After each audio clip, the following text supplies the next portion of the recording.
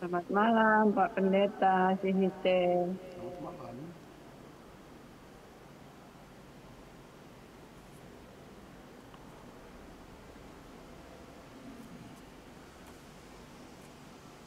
Ya, belum mulai? Yohan, Ya, udah. Belum bisa Pak, sebentar.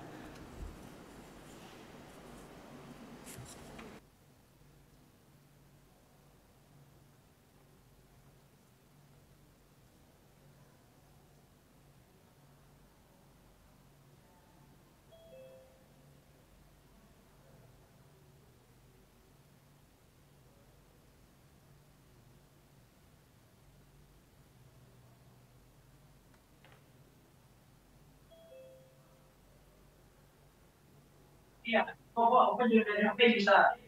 Dulu kalau dari HP.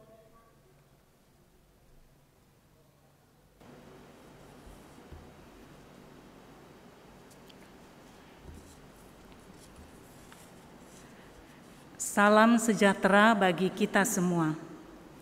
Selamat malam, saya Penatua Debbie Roring Poyo, atas nama Majelis Jemaat GPIB Jemaat Nasaret DKI Jakarta, mengucapkan selamat bergabung bagi Bapak, Ibu, Saudara-saudari, para teruna, para pemuda dan teruna serta adik-adik yang dikasihi Yesus Kristus dalam ibadah keluarga GPIB Jemaat Nasaret DKI Jakarta di minggu kedua Prapaskah. Pemberita firman pada malam hari ini Bapak Pendeta John Dickens Sihite.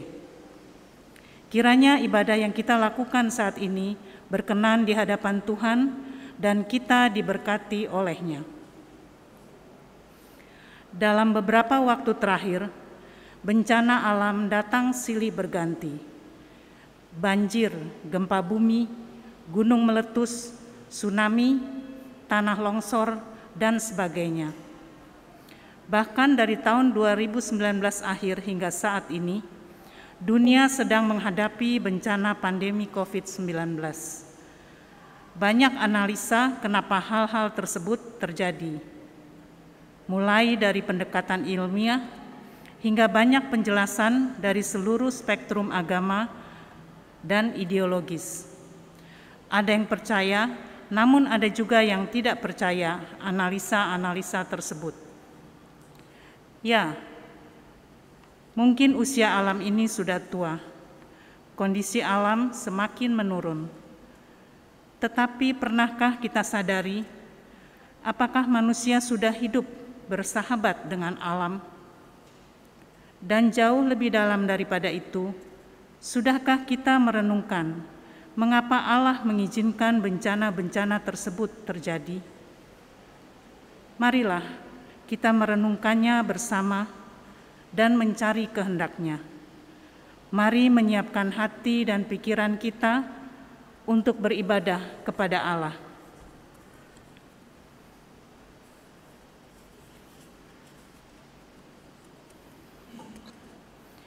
Mari kita berdiri. Mari umat Tuhan kita datang ke hadirat-Nya dengan nyanyian syukur. Terima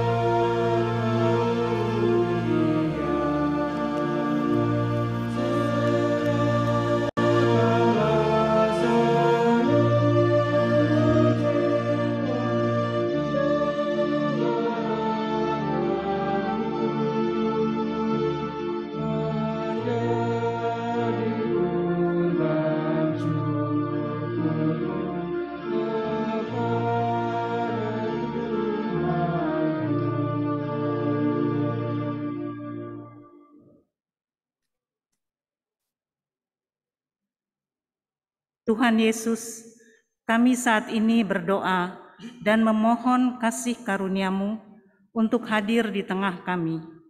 Bila mana saat ini kami hendak memulai ibadah, kiranya Engkau senantiasa memberikan penyertaan dalam ibadah kami, sehingga hati kami hanya tertuju kepadamu. Bawa kami mengerti firman-Mu, dan biarkan hati kami terbuka menerima perintah-Mu. Terima kasih Tuhan, di dalam nama-Mu kami berdoa. Amin. Kita akan membacakan Mazmur secara berbalasan yang terambil dari Mazmur 77 ayat 17 sampai 21. Air telah melihat Engkau ya Allah. Air telah melihat Engkau, lalu menjadi gentar. Bahkan samudera raya gemetar. Awan-awan mencurahkan air. Awan gemawan bergemuruh. Bahkan anak-anak panahmu berterbangan.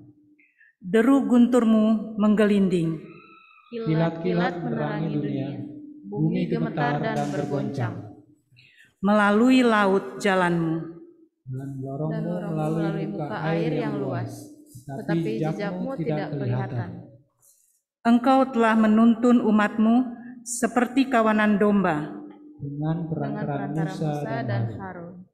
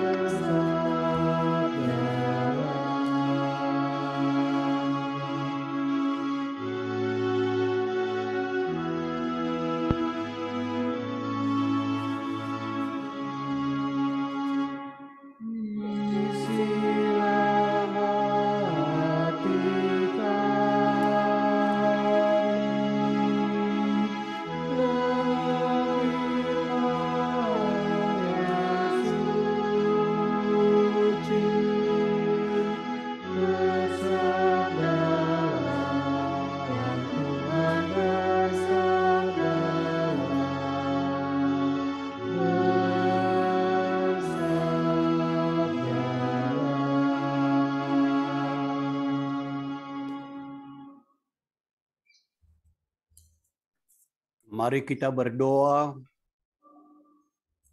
Kita mohon bimbingan Roh Kudus untuk pembacaan dan pemberitaan firman. O Roh Kudus, bimbing kami untuk mengerti firman Allah. Hanya dengan Roh Allah dapat kami mengerti firman Allah dalam Kristus Yesus. Amin. Pembacaan kita dari Habakuk pasal 3. Habakuk pasal 3 ayat 8 sampai ayat 16. Sebaiknya dirangkaikan langsung sampai ayat 19. Habakuk 3 ayat 8 sampai 16. Kita rangkaikan langsung sampai ayat 17, 18, 19. Demikian bunyinya. Terhadap sungai-sungaikah ya Tuhan, terhadap sungai-sungaikah murka-Mu bangkit, atau terhadap lautkah amarah-Mu, sehingga Engkau mengendarai kuda dan kereta kemenangan-Mu? Busur-Mu telah Kau buka, Setelah kau isi dengan anak panah, engkau membelah bumi menjadi sungai-sungai.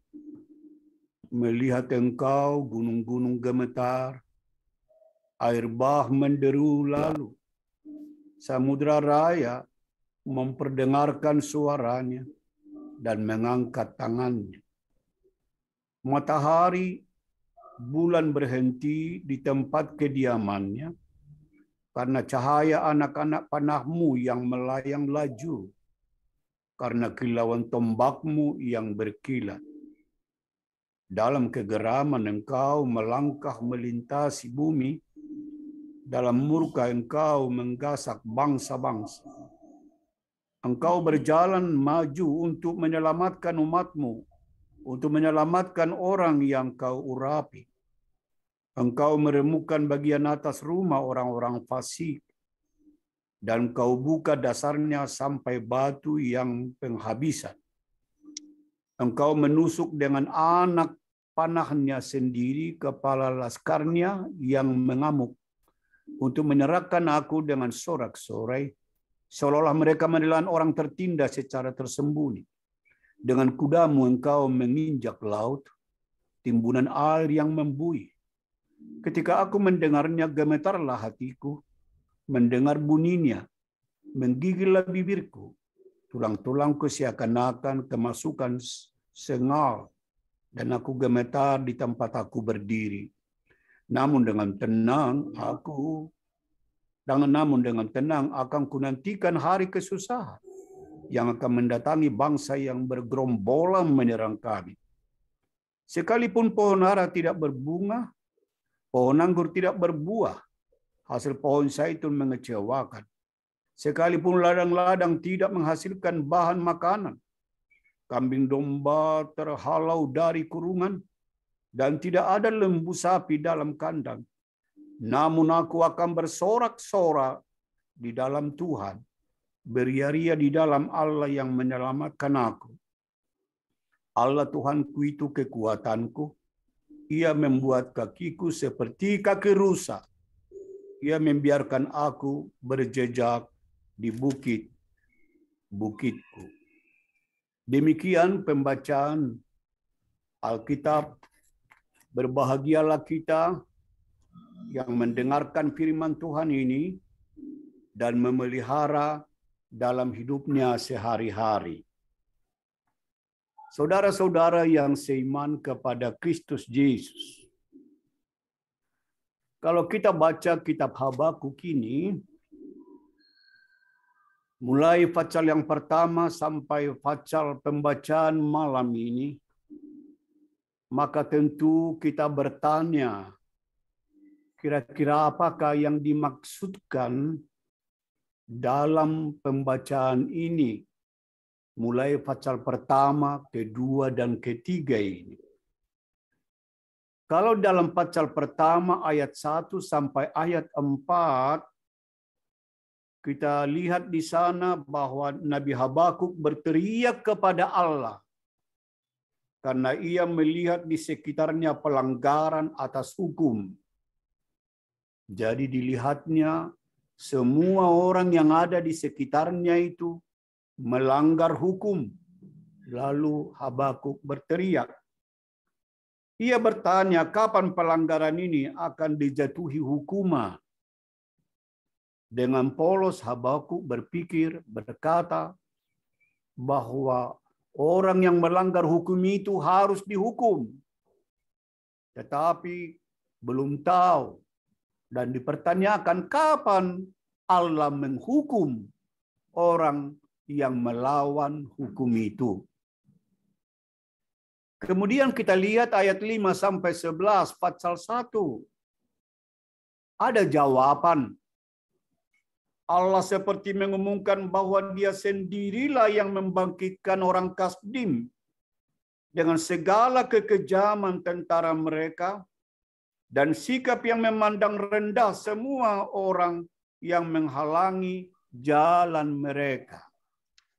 Jadi waktu ditanya itu oleh Habakuk, kapan dihukum orang yang melanggar hukum itu? Ada jawaban daripada Allah. Bahwa dikatakan di sini tadi, Allah mengumumkan Dia sendirilah yang membangkitkan orang Kasdim itu. Nah, bayangkan, orang Kasdim dibangkitkan oleh Allah untuk menghukum orang yang ada di sekitar Habakuk yang telah melanggar hukum itu sendiri.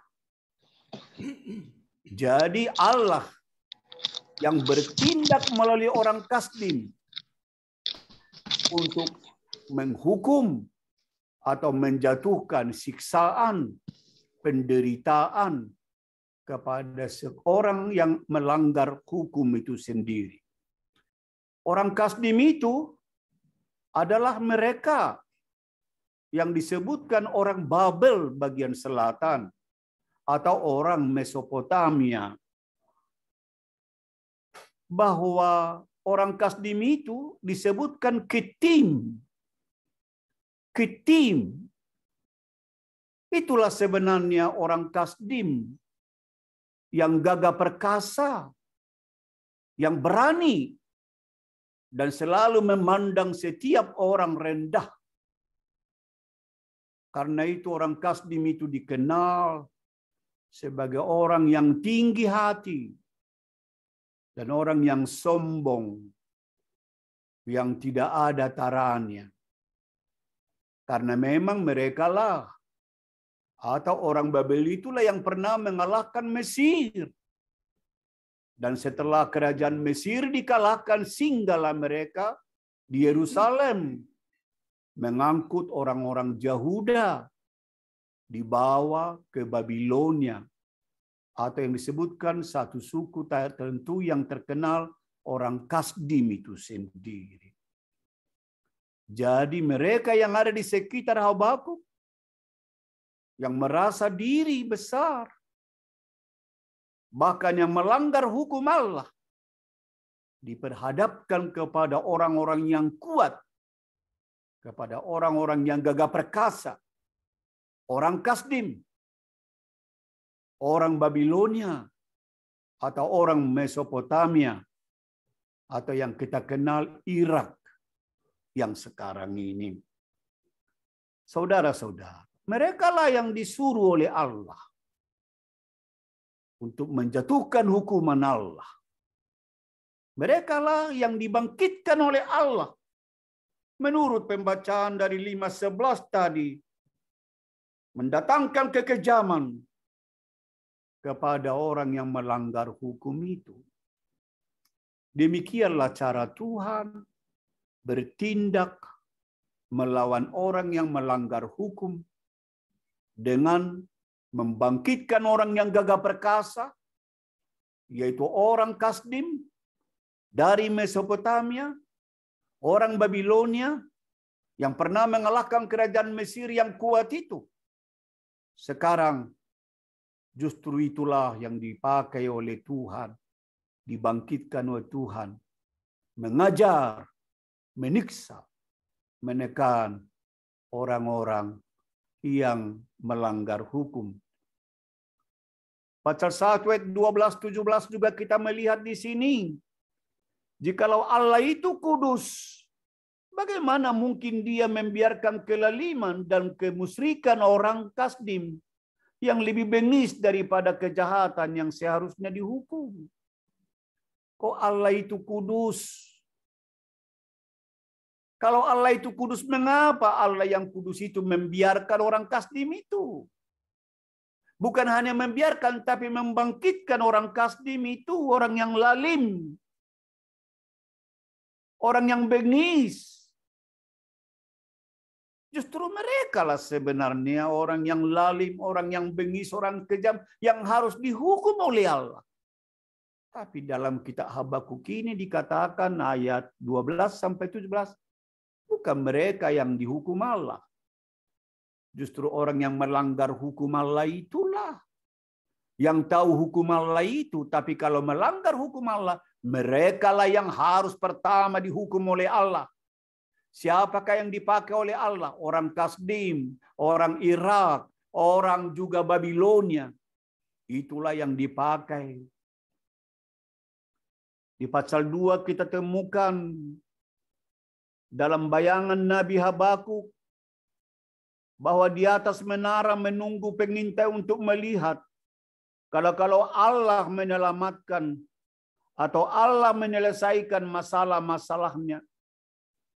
Jawaban datang dari suatu pendirian yang tegas bahwa kesombongan orang Kasdim atau orang Makedonia, orang Mesopotamia akan hancur, tapi kesetiaan orang benar akan membawa keselamatan.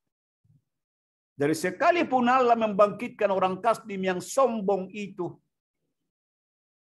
untuk bertindak tidak adil kepada orang yang melanggar hukum, ada waktunya mereka akan dihukum oleh Allah. Ada waktunya orang sombong dan combong dan congkak itu akan dibinasakan oleh Allah. Jadi Allah itu adalah adil. Pertama, orang yang mengenal Allah tetapi melanggar perintah Allah dihukum oleh Allah.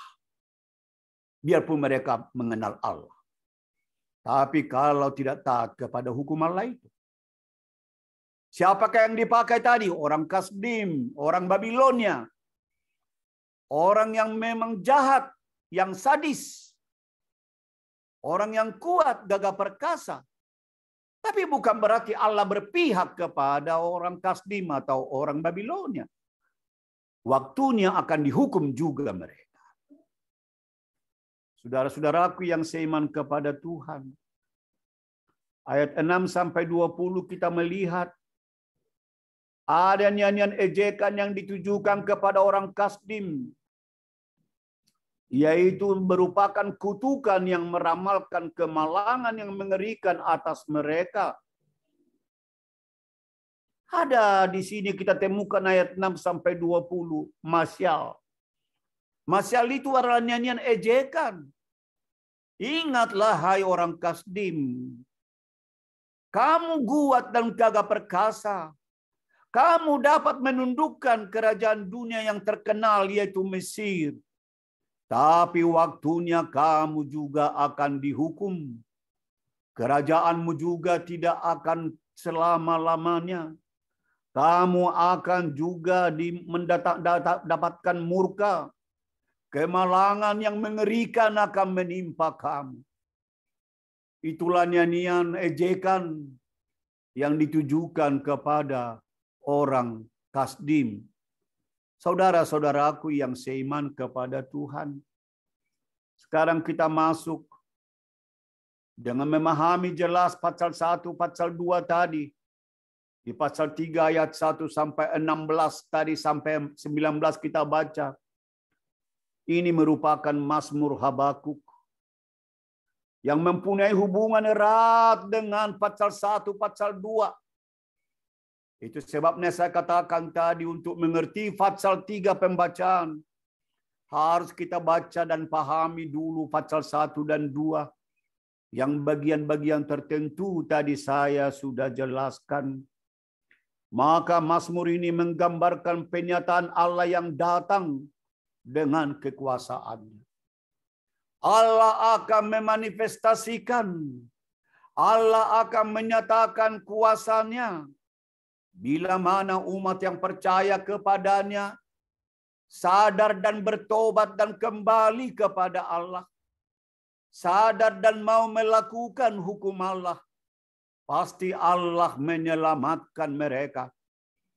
Bagaimana orang Kasdim itu, bagaimana orang Babilonia itu, bagaimana orang Mesopotamia itu, bagaimana kehidupan mereka dengan kesombongan apabila mereka juga tidak bertobat, apabila mereka angkuh dan sombong, memandang remeh, memandang rendah bangsa-bangsa lain, maka mereka akan mendapatkan murka daripada Allah.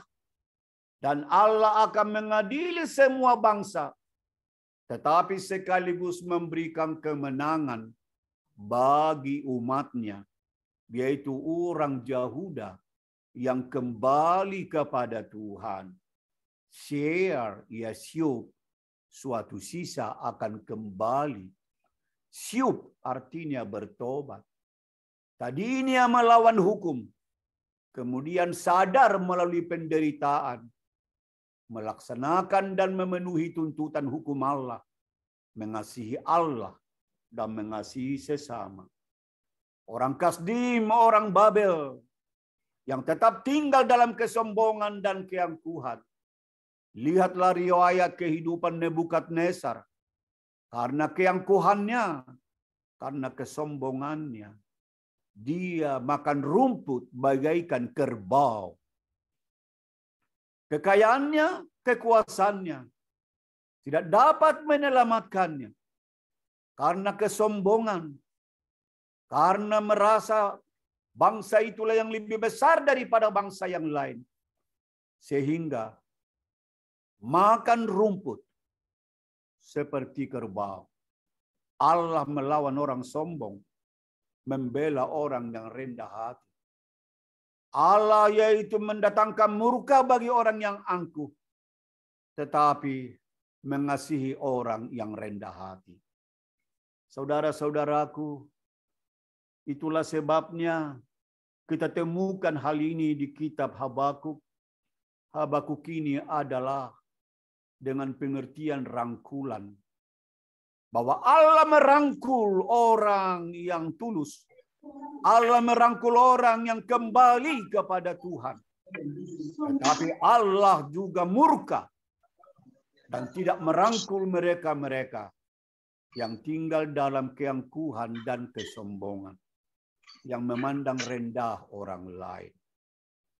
Saudara-saudaraku yang dikasihi Tuhan, di dalam prolog ibadah tadi telah dibacakan oleh Ibu yang telah membacakan tadi, Ibu Roring sebagai liturgos, menjelaskan di sana kejadian-kejadian yang sekarang ini selalu mengundang banyak pertanyaan, apa sebenarnya yang dimaksud dengan arti dari semua kesukaran-kesukaran ini.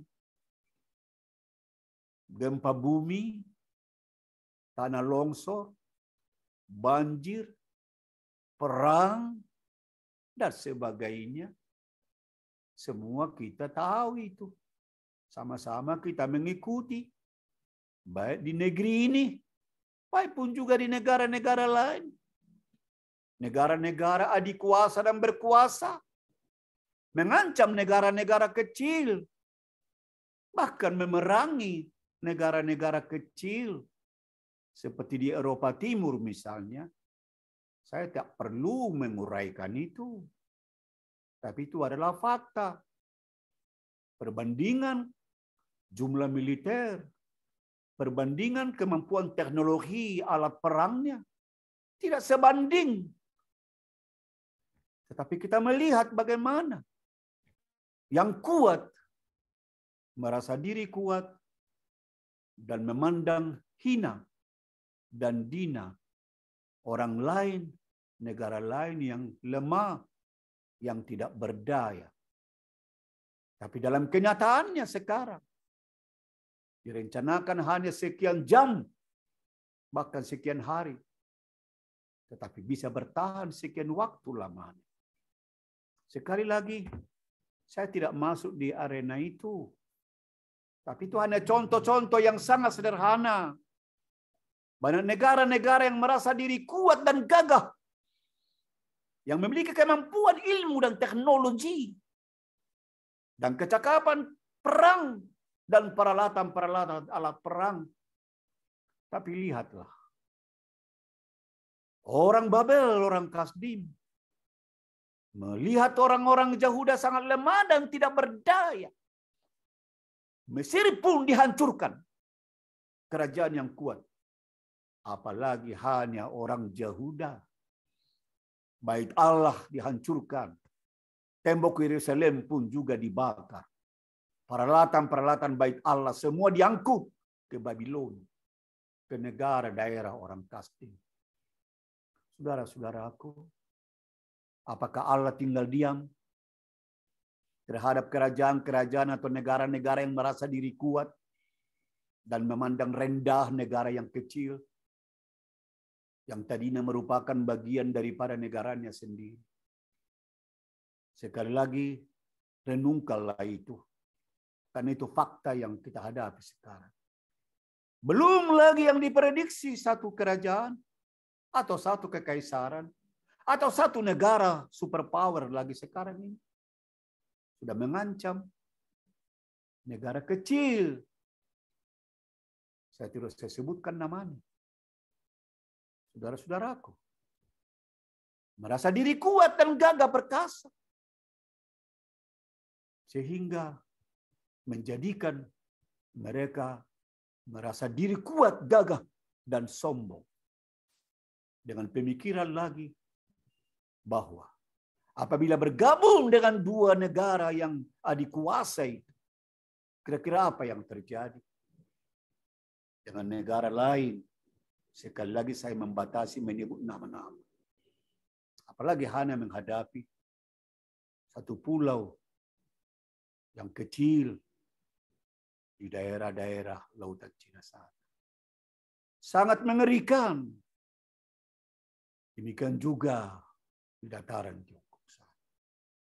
Banyak contoh-contoh saudara-saudaraku, selain daripada bencana alam, tetapi negara-negara adikuasa yang sudah memulai sekarang ini, dan yang akan meneruskan lagi oleh negara lain, telah diuji coba kemampuan-kemampuan, kekuatan-kekuatan alat perang. Tapi lihat, masih adakah pertolongan bagi negara kecil? Masih adakah pertolongan bagi orang Yahuda yang kecil? Masih adakah? Yang persenjataannya sedikit. Jumlahnya sedikit. Dan pengalaman perang pun hanya terbatas. Mesir pun toh ditundukkan oleh orang Kasdim, orang Babylon. Apalagi hanya orang Yahuda. Mampukah mereka berhadapan dengan Kasdim? Saudaraku yang seiman. Pertanyaan, mampukah negara-negara kecil di dunia sekarang ini menghadapi negara-negara besar? Mampukah? Apalagi kalau negara besar itu tidak mengandalkan kuasa Tuhan. Lain negara itu besar dengan mengandalkan Tuhan, dengan percaya kepada Tuhan, dalam ketaatan kepada hukum Allah. Tentu Allah akan membela. Tentu Allah akan berpihak kepada mereka. Dan Allah akan menyelamatkan mereka. Bagaimana nasib Indonesia ini, saudara-saudaraku? Kita sebagai warga negara. Negara mana yang merupakan ancaman bagi Indonesia ini? Negara mana? Para ahli dan peneliti, para ahli yang menganalisis sudah mengungkapkan, baik dalam diskusi-diskusi, forum-forum atau seminar-seminar, bahkan dalam tulisan-tulisan tertentu, bahkan ramalan-ramalan analisis dari orang-orang dari luar, bahwa negara-negara di Asia Tenggara pun terancam. Filipina segera mengambil langkah, Taiwan segera mengambil langkah, Korea Selatan mengambil langkah, Jepang segera mengambil langkah, Singapura nyaris mengambil langkah. Bagaimana negara yang saya tidak sebutkan, Indonesia? Kemanakah arahnya Indonesia ini? Saudara-saudara. Inilah pergumulan kita sebagai orang percaya pada malam hari. Karena apa? Kita diperhadapkan tadi dengan kitab Habakuk. Orang Kasdim, orang yang kuat, orang yang gagah. Yang tidak tertandingi oleh kerajaan manapun. Mesir pun dikalahkan. Siapa yang dapat mengalahkan dia? Karena itu merasa diri kuat, besar. Bisa menundukkan semua. Tapi lihat pada akhirnya rajanya Nebukadnezar. Sama dengan kerbau memakan rumput. Bukankah begitu nanti nasib orang-orang penguasa-penguasa yang gagah perkasa? Yang angkuh, yang sombong, merasa negara lain atau orang lain lemah, tidak berdaya, tidak ada kekuatan. Apakah harus terjadi seperti Nebukadnezar makan rumput? Seperti kerbau? Saudara-saudaraku yang seiman kepada Tuhan. Sekali lagi saya membatasi uraian-uraian yang bersifat sosiologis, fisiologis, dan juga politis dan ekonomis. Saya membatasi itu. Tapi saya yakin warga jemaat yang hadir dalam ruang virtual ini bisa mengerti itu. Orang yang sombong, bagaikan Nebukadnezar, orang Kasdim di Babilonia, Mesopotamia, menjadi kerbau karena makan rumput. Orang yang terhina, orang menjadi hancur, orang yang tidak berdaya apa-apa. Dan buktinya, Babilonia ditaklukkan oleh yaitu kerajaan yang sekarang kita kenal Iran. Dikalahkan, ditundukkan. Inilah yang kita temukan. Jadi, Babilonia merasa diri kuat. Yaitu Irak sekarang. Dikalahkan oleh kerajaan Persia. Itu Iran yang sekarang. Sehingga Iran dengan Irak hingga sekarang ini tidak bisa ketemu. Karena kerajaan Persia lah. Kerajaan itulah yang bisa menundukkan raja yang angkuh. Orang Kasdim, Nebukadnezar. Yang merasa sudah tidak ada lagi yang bisa menundukkan mereka. Orang Persia sempat juga merasa diri angkuh. Orang Persia juga yang disebutkan Iran sekarang merasa diri kuat. Tapi datanglah orang Yunani Alexander Agung. Mengalahkan, mematahkan, menghancurkan orang Persia. Yang angkuh itu. Yang sombong juga. Tapi ingat, orang Persia juga Raja Darius. Yang pernah dipakai oleh Tuhan. Mengembalikan orang-orang Yahuda kembali ke Yerusalem. Mereka juga besar. Dan juga mereka merasa juga diri kuat. Tapi juga rajanya pun dipakai oleh Allah. Sini kita melihat. Alexander menghancurkan juga Raja Persia. Lalu kemudian Alexander yang agung dari Yunani itu, ahli ekonomi, ahli politik dan ahli filsafat. Juga mereka merasa diri kuat.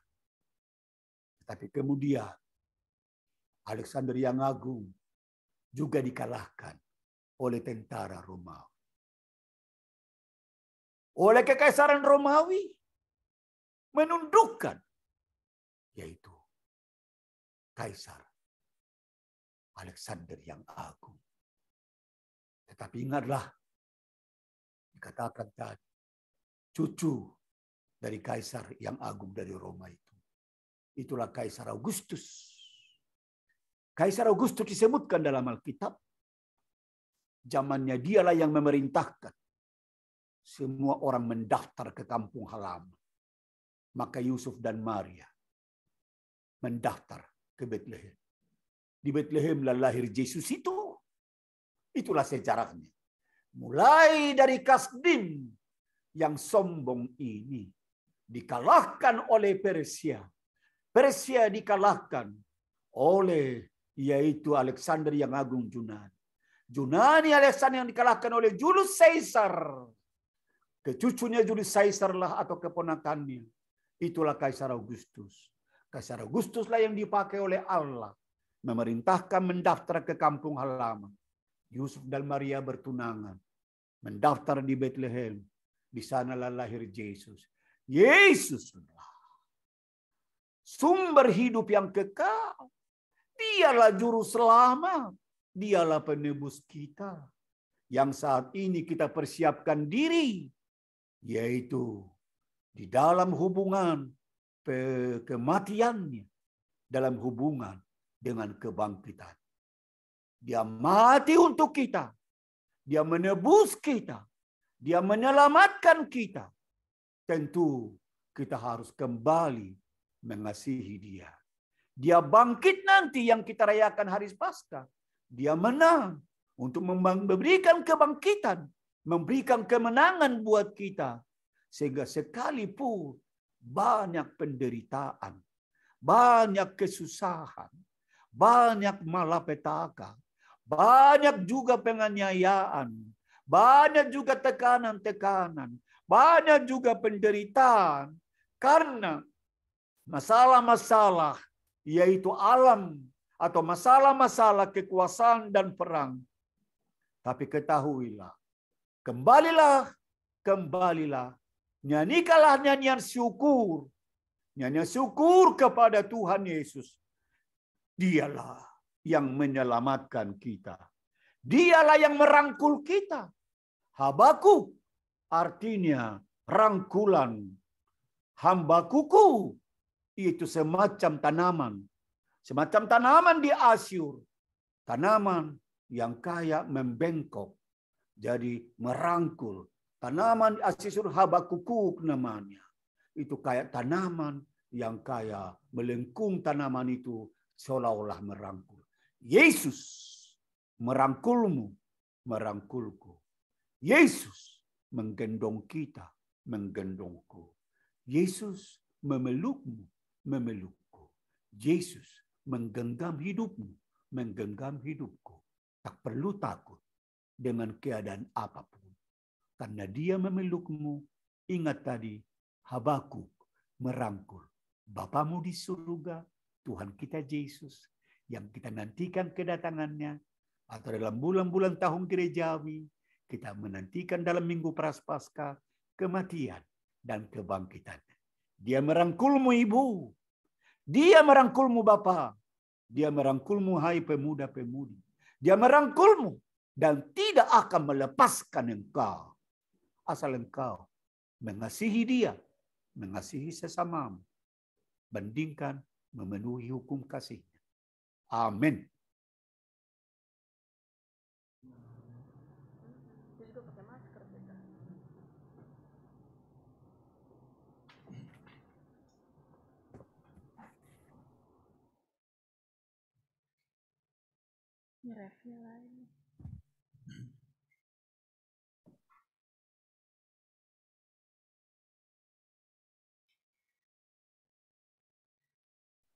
Silakan.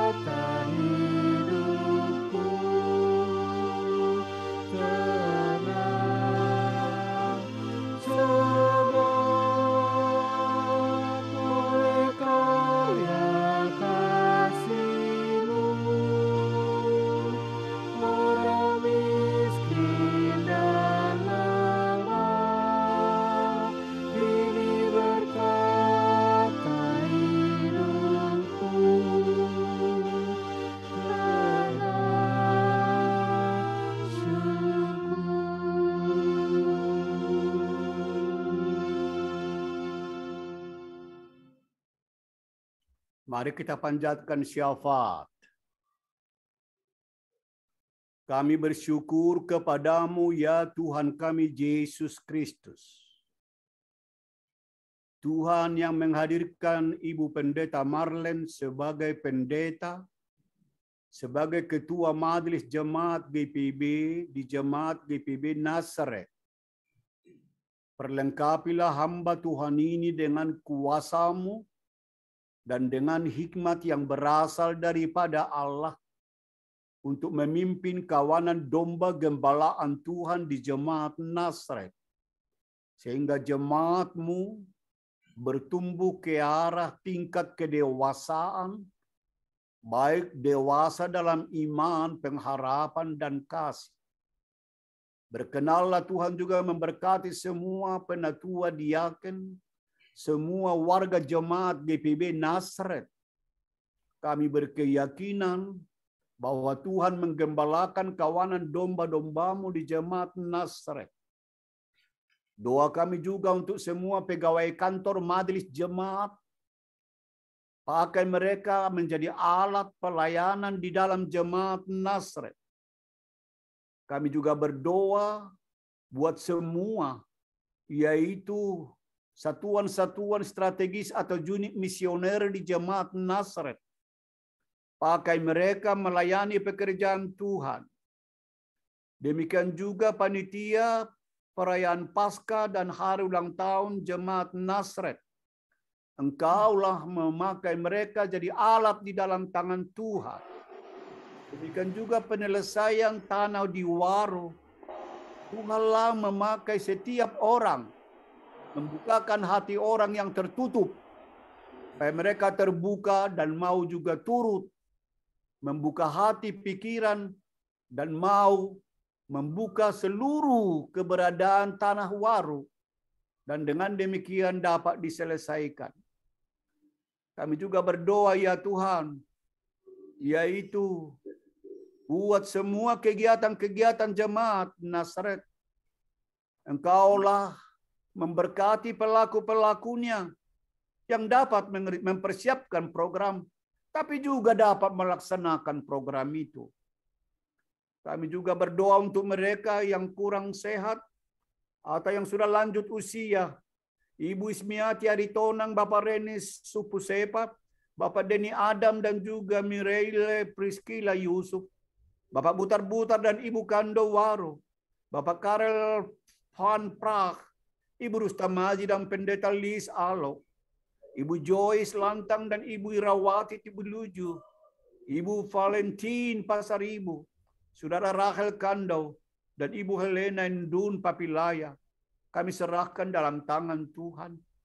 Bapak Alexander Regah, berkenallah juga Tuhan menolong memberi kekuatan, kesehatan, dan Ibu Tin Nugroho, Ibu Judi Tambunan, Ibu Rinde Fretes, Ibu Telivenas, Ibu Poyo Oleh, dan Ibu Adolfin Kalangi, Bapak Jos Manuhutu dan Bapak Benyamin Lopis, Bapak Stefi Hataria, Ibu Mariam Porayo, dan Ibu Angeloro, Ibu Lice Sumampo. Semuanya mereka kami serahkan dalam tangan Tuhan. Pemulihan juga Ibu Clara, Engkau juga memulihkan kesehatannya. Terima kasih Tuhan. Inilah doa dan permohonan kami. Berkati juga ya Tuhan yang melayani pada malam ini, baik petugas LCD-nya. Tuhan tolong mereka semua Bapa. Doa kami untuk pemerintah bangsa negara ini. Karuniakanlah hikmat ya Tuhan. Majelis Sinode pun juga berkatilah semuanya. Perdamaian dunia kami serahkan dalam tangan-Mu. Antara negara besar dengan negara kecil Rusia dan juga Ukraina tidak sebanding kekuatan, tetapi hanya kami serahkan semua dalam tangan Tuhan. Tuhanlah yang menghadirkan damai sejahtera-Mu, dan kami yakin bahwa yang kuat tidak merasa diri lebih, dan yang kecil pun tidak merasa diri tidak berdaya. Kiranya Tuhanlah yang bekerja, mendidik dan mengajar semua orang untuk saling mengasihi. Demikian juga kalau ada kecenderungan negara besar mau menguasai, mengintervensi negara kecil, seperti kecenderungan sekarang ini, Tuhan. Oh Bapa, kami serahkanlah semua itu dalam tangan Tuhan. Demikian juga negeri kami, negeri Indonesia ini. Penduduknya sangat besar, sumber daya alamnya besar. Tapi Tuhan kami mohon, Kuatkah kami menghadapi negara-negara yang cenderung untuk mengendalikan, menguasai, mengintervensi? Kami tidak tahu pasti. Tetapi lindungilah negeri ini, Bapa. Jagailah negeri ini, jagailah bangsa ini. Melalui pemerintah kami, melalui lembaga-lembaga legislatif DPR dan lembaga-lembaga tinggi negara yudikatif. Tokoh-tokoh gereja-gereja atau pimpinan agama-agama, tokoh gereja masyarakat. Demikian juga ahli dan juga sekaligus organisasi kemasyarakatan, organisasi politik. Semuanya lindungilah bangsa negeri ini, Tuhan. Inilah doa kami. Dalam Kristus Yesus yang mengajar kami berdoa. Bapa kami yang di surga, dikuduskanlah namamu, datanglah kerajaanmu, jadilah kehendakmu di bumi seperti di surga. Berilah kami pada hari ini makanan kami yang secukupnya, dan ampunilah kami akan kesalahan kami, seperti kami juga mengampuni orang yang bersalah kepada kami. Dan jangan bawa kami ke dalam pencobaan, tapi lepaskanlah kami daripada yang jahat.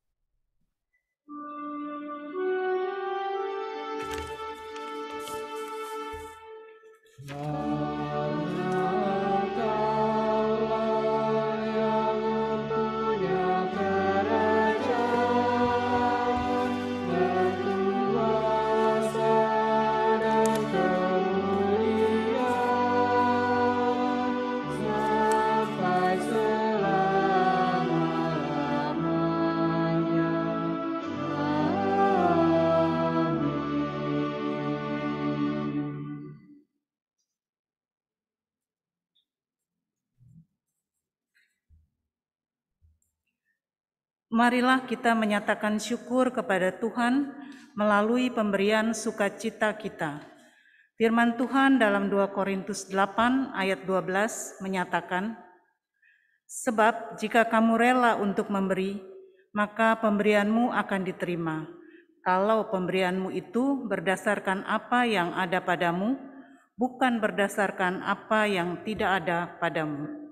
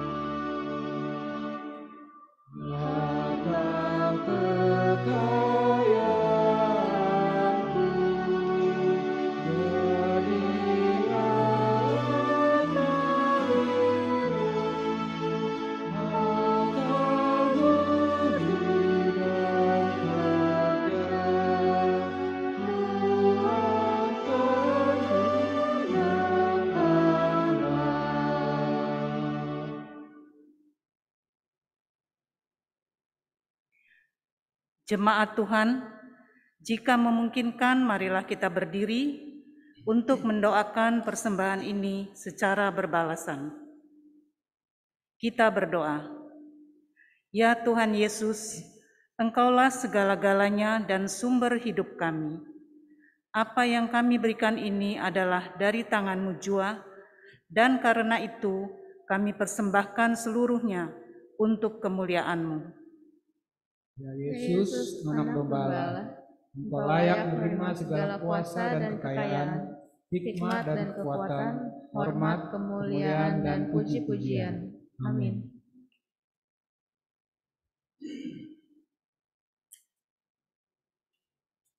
Warta jemaat ibadah keluarga 6 April 2022.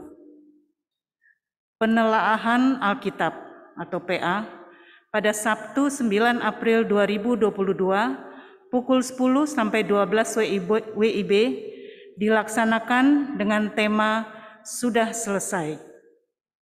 Fasilitator Pendeta Abraham Ruben Persang, moderator Penatua Eden Siahaan. Untuk konfirmasi kehadiran, silakan menghubungi Diaken Erlin nomor HP 087784313969. Form pendaftaran akan diberikan kepada Bapak, Ibu, Saudara-saudari lewat WA Group sektor pelayanan masing-masing. Ibadah pelayanan kategorial atau Pelkat Persekutuan Kaum Bapak PKB. Pengurus Pelkat PKB GPIB Jemaat Nasaret DKI Jakarta mengundang anggota PKB GPIB Jemaat Nasaret untuk bersekutu dalam ibadah rutin Pelkat PKB yang akan dilaksanakan pada Sabtu 9 April 2022 pukul 19 WIB dengan tema Pemulihan Tuhan dari Obaja 1 ayat 20 sampai 21 melalui aplikasi Zoom. Pemberita firman Pendeta Yakoba Marlen Yosef. Peneguhan Sidi Baru 2021-2022. Peneguhan Sidi Baru 2021-2022 akan dilaksanakan pada hari Minggu 10 April 2022 bagi 1. Kenneth Immanuel Patinama, Sektor 3. 2. Hizkia Yoel Patinama, Sektor 3. 3. Dante Dimerio Gelan, Sektor 3. 4. Matthew Allen Matindas Sumampau, Sektor 3. 5. Abigail Permata Intam, Sektor 4. 6. Geraldine Natama Lewerisa, Sektor 7. 7. Aulia Vincentia Papilaya, Sektor 10. Persiapan peneguhan bagi Sidi Baru 2021-2022 dilaksanakan pada hari Jumat 8 April 2022 pukul 18 WIB secara tatap muka bersama calon Sidi Baru dan tim pelaksana katekisasi dan dilanjutkan dengan persiapan bersama pelayan ibadah yang bertugas. Jumat Agung. Dalam rangka memperingati hari kematian Yesus Kristus, maka pada hari Jumat 15 April 2022 pukul 10 WIB dilayani sakramen perjamuan kudus. Ibadah dilaksanakan secara tatap muka terbatas. Rangkaian kegiatan Paskah Jemaat GPIB Nasaret. Majelis Jemaat mengundang seluruh warga jemaat untuk hadir dan berpartisipasi dalam rangkaian kegiatan Paskah Jemaat GPIB Nasaret yang bertema Bangkit dan Berkobar. Berikut rangkaian acaranya.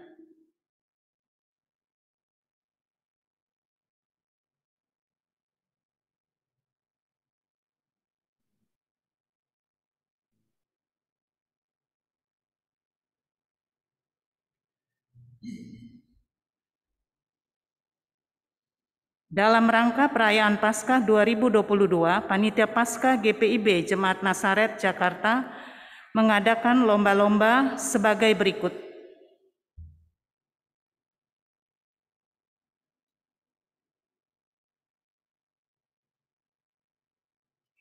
1. Yel-yel keluarga. Dilakukan bersama keluarga lebih dari 1 pelkat, sesuai tema Bangkit dan Berkobar. 2. Menghias telur dilakukan bersama keluarga, dikumpulkan dalam bentuk foto dan video pembuatan. Pengumpulan lomba paling lambat dikumpulkan pada 16 April 2022 kepada Christian Pohan, nomor HP 0813 8135 5310. Kepada para jemaat diharapkan dapat berpartisipasi dalam lomba-lomba tersebut.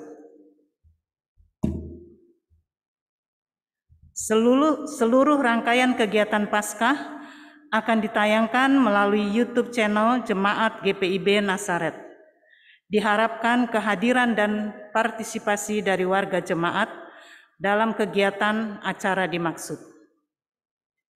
Untuk informasi terkait peribadahan, pelayanan, kegiatan dan keuangan GPIB Jemaat Nasaret DKI Jakarta, selengkapnya dapat dilihat dalam warta jemaat yang telah dibagikan di WhatsApp Group di masing-masing sektor pelayanan. Pemberita firman malam ini, Pendeta John Dickens Sihite, Pendeta Emeritus GPIB. Kepada pemberita firman, tim live streaming, pemain instrumen, pemandu lagu, majelis jemaat mengucapkan terima kasih atas pelayanannya. Tuhan Yesus memberkati.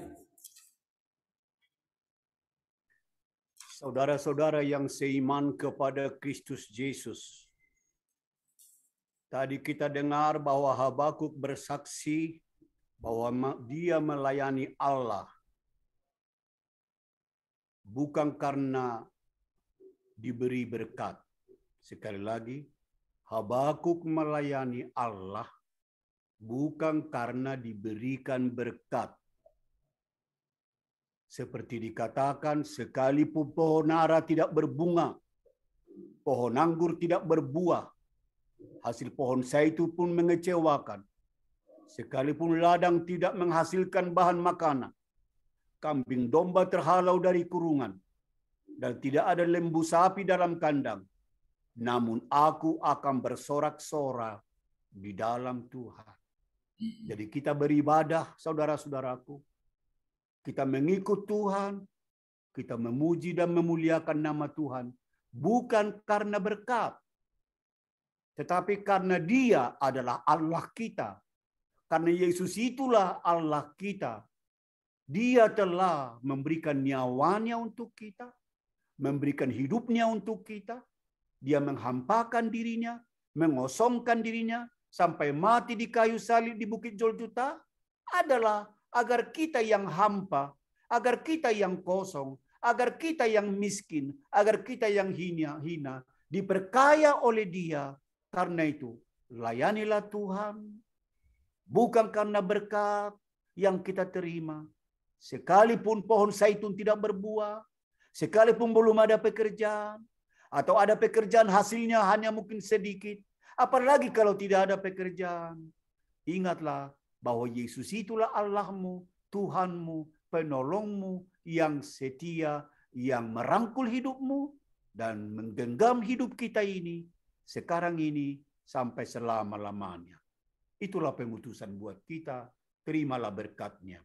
Anugerah dari Tuhan kita Yesus Kristus, pengasihan Allah Bapa, persekutuan di dalam Roh Kudus menyertai anak-anakmu malam ini sampai Tuhan Yesus datang kedua kali.